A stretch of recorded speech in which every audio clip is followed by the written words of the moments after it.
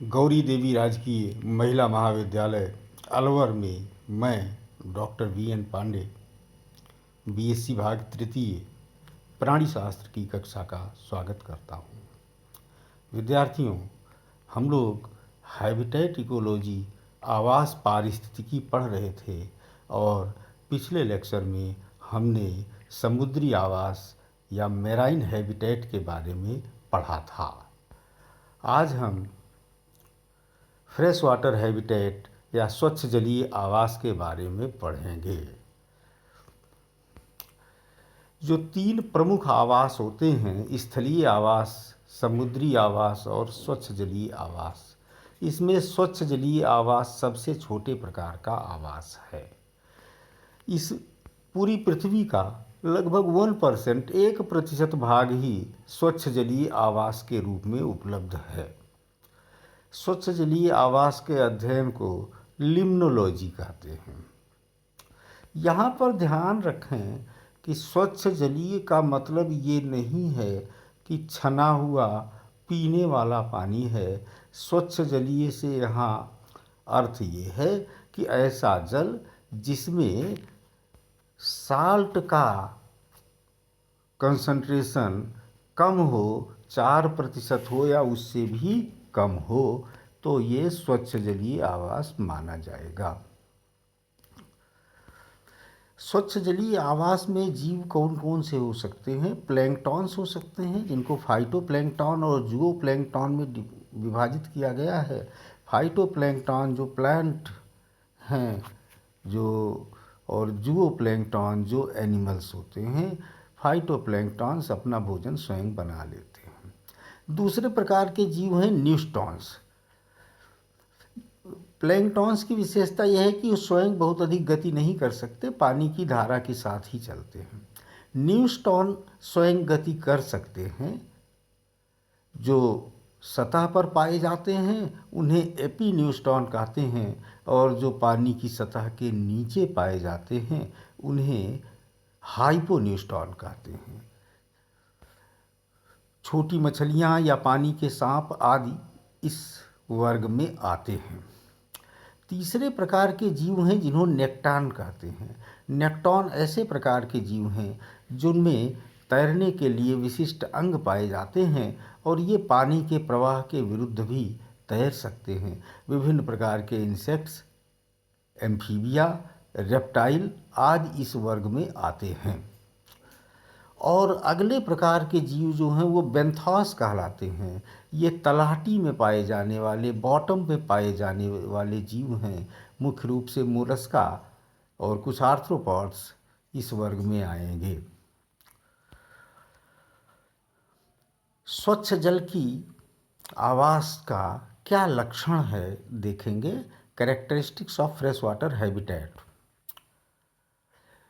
Fresh water habitat बहुत अधिक variable होता है, उसमें निरंतर परिवर्तन होते रहते हैं। समुद्री आवास अपेक्षाकृत वहाँ पर वातावरण स्थिर रहता है, लेकिन स्वच्छ जलीय आवास में वातावरण निरंतर परिवर्तनशील रहता है। जैसे सैलिनिटी या लवणता देखें। साल्ट कंसंट्रेशन 5% से कम हो तभी वो स्वच्छ जलीय आवास कहलाएगा। और साल्ट कंसंट्रेशन कम होने के कारण जो जीव पाए जाते हैं फ्रेश वाटर में, उन्हें ऑस्मो रेगुलेशन के लिए विशिष्ट मैकेनिज़म्स विकसित करनी पड़ती हैं। जैसे सिंपल सा जीव है पैरामीशियम, यहाँ पर विशेष प्रकार की कॉन्ट्रैक्टाइल वैक्यूल्स बनती हैं। इसी प्रकार सभी जीवों में कोई न कोई मैकेनिज़म या तकनीक पाई जाती है जिससे वो जल और अपने शरीर के साल्ट की मात्रा का अनुपात स्थिर बनाए रखें। इस क्रिया को ऑस्मो रेगुलेशन कहते हैं। दूसरी बात, पीएच की बात करें या हाइड्रोजन आयन कंसंट्रेशन, तो पानी की गहराई के अनुसार और पानी में घुले हुए केमिकल्स के आधार पर पानी का पीएच परिवर्तनशील रहता है, बदलता रहता है। तापमान की बात करें तो तापमान में डेली चेंजेज आ सकते हैं। दोपहर का तापमान जल का अलग हो सकता है और रात का या सुबह का तापमान अलग हो सकता है। तो डेली वेरिएशंस, प्रतिदिन भी बदल सकता है तापमान, और सीजनल वेरिएशंस भी होते हैं, अर्थात सर्दी के समय में अलग तापमान और गर्मी के समय में अलग प्रकार का तापमान। जो बहुत बड़ी वाटर बॉडीज़ हैं, बहुत गहरे झीलें हैं, वहाँ थर्मल स्ट्रेटिफिकेशन होता है, अर्थात ऊपर की परत तो वातावरण के अनुसार बदलेगी तापमान, लेकिन जो सबसे नीचे का जल होगा वहाँ का तापमान स्थिर रहेगा। तो इस तरह से तापमान के आधार पर पानी की कई लेयर्स बन सकती हैं, जहाँ अलग अलग तापमान गहराई के अनुसार हो सकता है। प्रकाश की बात करें तो जो कम गहरे जल के रचनाएं हैं या जैसे तालाब है, वहाँ पर प्रकाश गहराई तक पहुँच सकता है, लेकिन जो अधिक गहरे होंगे वहाँ आवश्यक नहीं है कि प्रकाश बॉटम तक या सबसे गहराई तक पहुँचे। प्रकाश के पहुँचने की क्रिया को, कहाँ तक प्रकाश पहुँच सकता है, इसको कई कारण प्रभावित करते हैं। जैसे अगर पानी गंदला है, टर्बिड है, तो गंदले पानी में प्रकाश अधिक गहराई तक नहीं जा पाएगा। इसी तरह से ऑक्सीजन की मात्रा करें तो जो फ्लोटिंग वाटर है, बहता हुआ पानी है, उसमें तो ऑक्सीजन की पर्याप्त मात्रा होती है, लेकिन जो रुका हुआ जल होता है, स्टैग्नेंट वाटर है, वहाँ ऑक्सीजन की मात्रा अपेक्षाकृत कम होगी। तो जो चलता हुआ पानी है वहाँ ऑक्सीजन पर्याप्त होगा, रुके हुए पानी में ऑक्सीजन कम होगा। अन्य गैसों की बात करें तो पानी में तरह तरह के जीव जंतु, पौधे हो गए या जंतु हो गए, मरते रहते हैं, सड़ते रहते हैं, और इनके कारण carbon dioxide, methane, sulphur dioxide, ammonia, hydrogen sulphide आदि गैसें पानी में घुलती रहती हैं, और इनके घुलने से पानी का पीएच और उसकी रासायनिक प्रकृति बदल जाती है, और इसके कारण उस जल में पाए जाने वाले जीव, पौधे और जंतु दोनों प्रभावित होते हैं। तो ये हमने स्वच्छ जल के लक्षणों की बात की। अब हम देखते हैं स्वच्छ जल के दो प्रकार हो सकते हैं। एक तो रुका हुआ जल, जैसे किसी तालाब का पानी, इसको लेंटिक कहते हैं, रुका हुआ जल। और दूसरा हो सकता है लोटिक, जो कि बहता हुआ जल है, जैसे झरने का या नदी का पानी। तो सबसे पहले लेंटिक या रुके हुए जल या स्टैग्नेंट वाटर की बात करें। जैसे तालाब हो गए, झील हो गए, या छोटे छोटे गड्ढे हो गए पानी के, इन स्थानों पर जो पानी होता है वो रुका हुआ रहता है। इनकी विशेषता यह है कि ये चारों तरफ से स्थल से घिरे हुए रहते हैं। आकार और गहराई अलग अलग हो सकता है।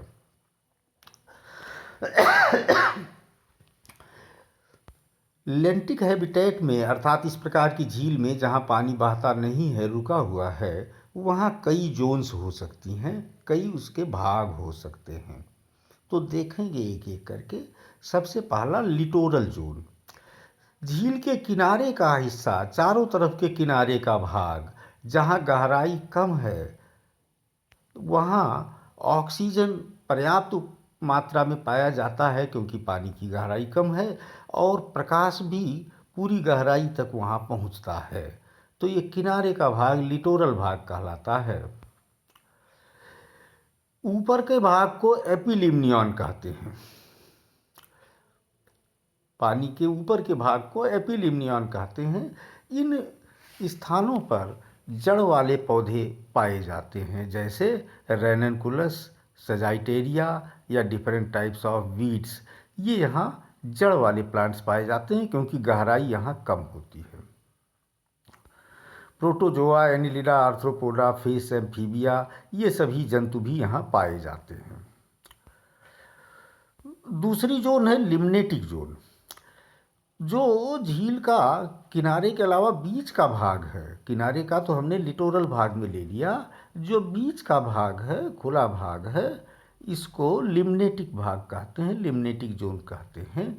यहाँ पूरी गहराई तक प्रकाश नहीं पहुँचता है। अधिक से अधिक 10 मीटर तक प्रकाश पहुँच सकता है या इससे भी कम गहराई तक ही पहुँचेगा, डिपेंड करता है कि पानी कितना टर्बिड है।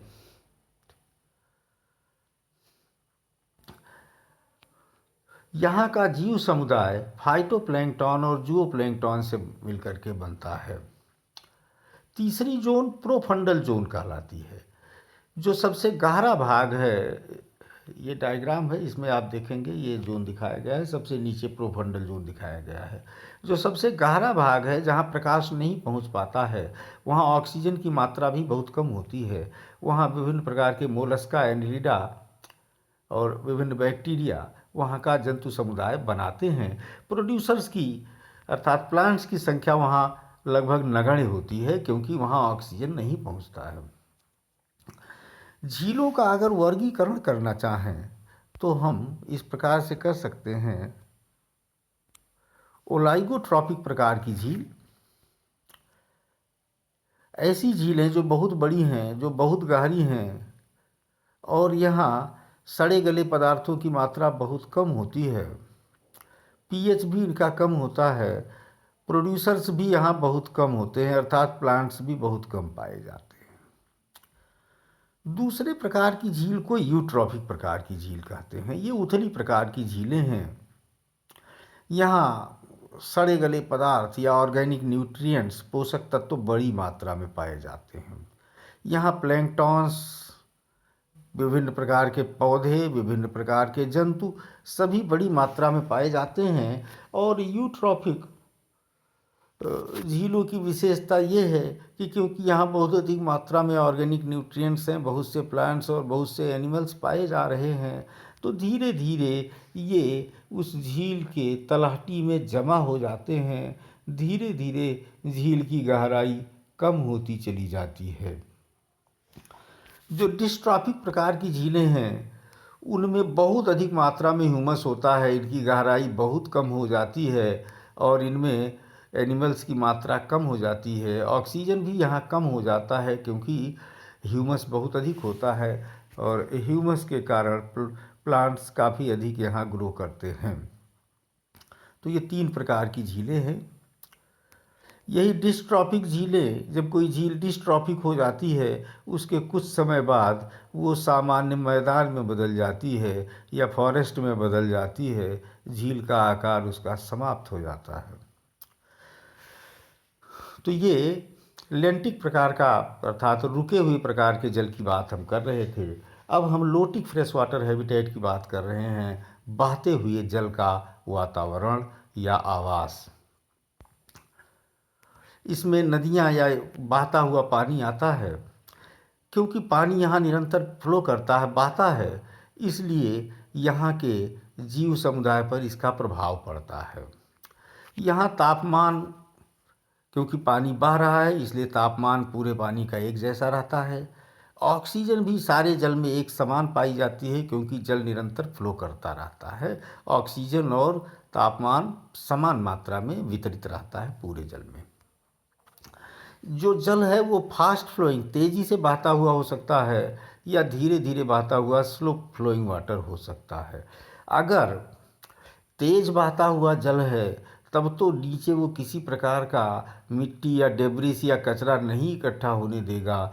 लेकिन अगर स्लो मूविंग वाटर है, धीरे धीरे बहता हुआ जल है, तो वहाँ पर विभिन्न प्रकार के कीचड़, मिट्टी या पत्थर के टुकड़े ये जमा होते रहेंगे। एक तरह से सेडिमेंटेशन इनका होता रहेगा। तो जहाँ पर तेज जल का प्रवाह हो उसको रैपिड जोन कहते हैं, और जहाँ प्रवाह कम हो, धीरे हो, उसको पूल जोन कहते हैं।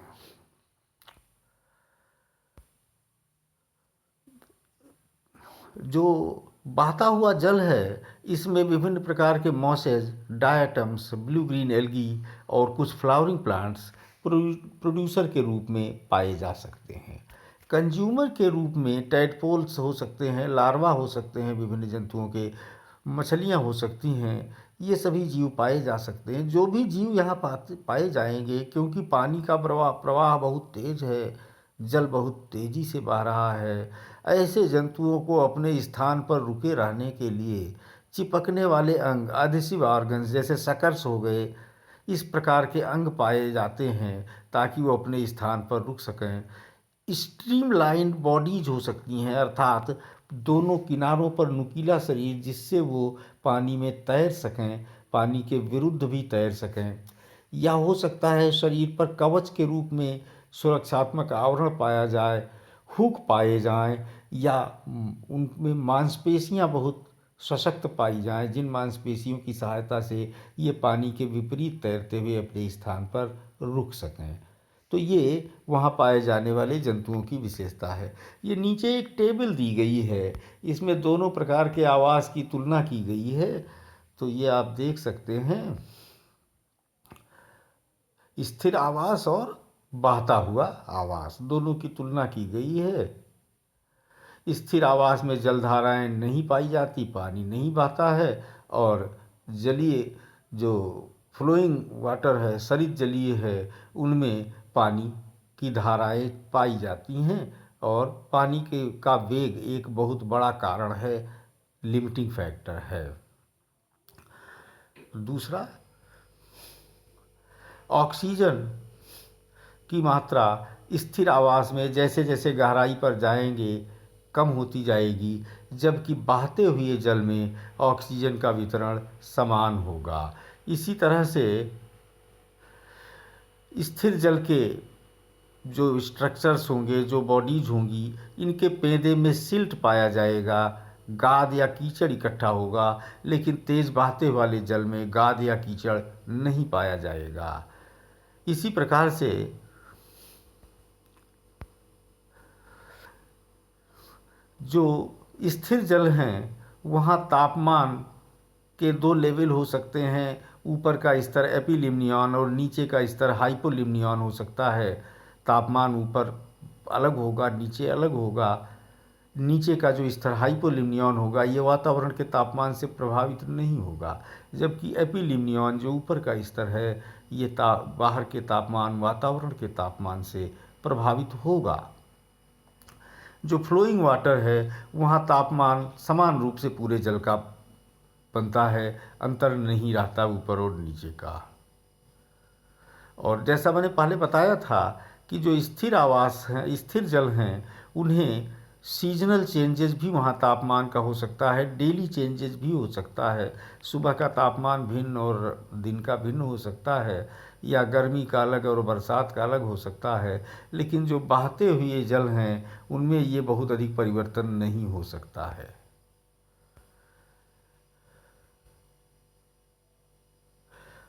पीएच, जो स्थिर जल है उसके पीएच भिन्न भिन्न हो सकते हैं। जो बहता जल है, उनमें पूरे जल का पीएच एक समान होगा।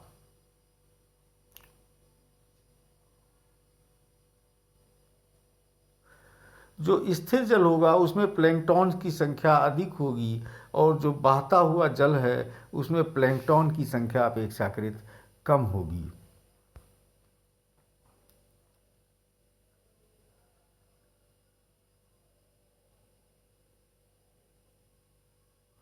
जो डेट्रिसस फीडर्स हैं, जो नीचे के तलवे में कीचड़ में से अपना भोजन पाते हैं, स्थिर जल में ऐसे जीव अधिक पाए जा सकते हैं।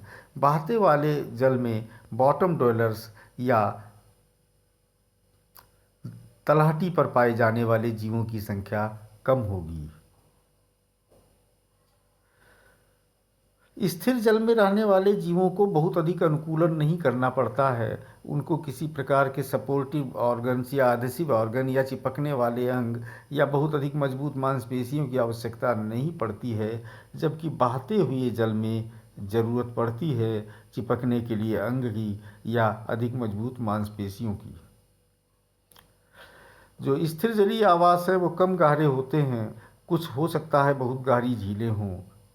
इसमें जड़ वाले पौधे पाए जाते हैं। जो बहते हुए आवास हैं इसमें जड़ वाले पौधे अपेक्षाकृत नहीं पाए जाएंगे, बहुत कम पाए जाएंगे।